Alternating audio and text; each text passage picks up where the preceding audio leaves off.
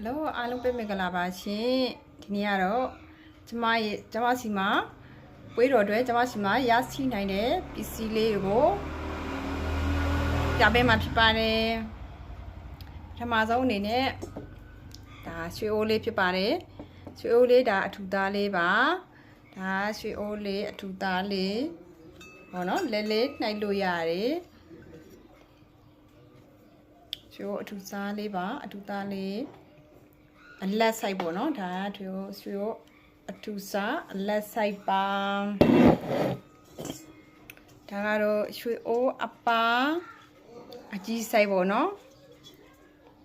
ရွှေအိုးအပါအကြီးဆိုင်ပါကျွန်မရရှိနေတဲ့ပွဲတော်တွေရရှိနိုင်မယ့်ပစ္စည်းလေးတွေပါဒီမှာရှက်စာအုပ်လေးပါရှက်စာအုပ်ပြီးရင်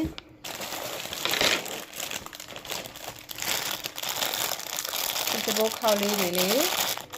ဒီဘောခေါက်လေးတွေပါပြီးရင်ကရိုးရွက်ပေါ့နော်ဝေတော်အတွက်ကရိုးရွက်တွေလေးရရှိနေတာဖြစ်ပါတယ်ပြီးရင် crystal tower လေးတွေလေးရရှိနိုင်ပါတယ်crystal tower လေးပါပြီးရင်တော့ကျမရဲ့နှုတ်ပုတ်လှလှလေးတွေပါနှုတ်ပုတ်လှလှလေးတွေပါနှုတ်ပုတ်လှလှလေးတွေပါ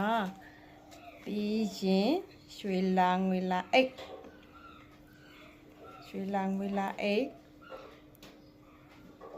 ရွှေရောင်လေးပါဒီရွှေလာငွေလာအိတ်လေးကိုလေးရရှိနေတာဖြစ်ပါတယ်ရွှေလာငွေလာအိတ်ရွှေရောင်လေးနောက်ပြီးလို့ရှိရင်ရွှေလာငွေလာအိတ်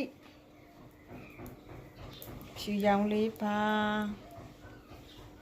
ရွှေလာငွေလာအိတ်ဖြူရောင်လေးပါ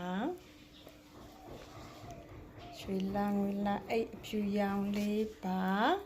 ရွှေလာငွေလာအိတ်အဖြူရေရွှေရောင်ရေနောက်ပုတ်လှလှလေးတွေရေခရစ်စတယ်ရေကရဝေးရွက်ရေရွှေအိုးရေအထူအပါပေါ့နော်ရွှေအထူပါလေးတွေလေးရရှိနေတာဖြစ်ပါတယ်ဝေယူအားပေးရှင်နေဆိုလို့ရှိရင်ပွဲတော်အတွက်လိုအပ်ပါက39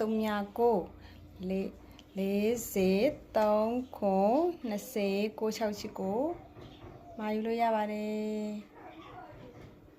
ကျွလာငွေလာအိုက်ပေါ့နော်ဝေယူအားပေးတယ်တဦးတယောက်ချင်းစီလေးကျေးဇူးတင်ပါတယ်ပြည့်စုံကြွေဝလိုတိုက်ရပါစေကျေးဇူးတင်ပါတယ်ရှင်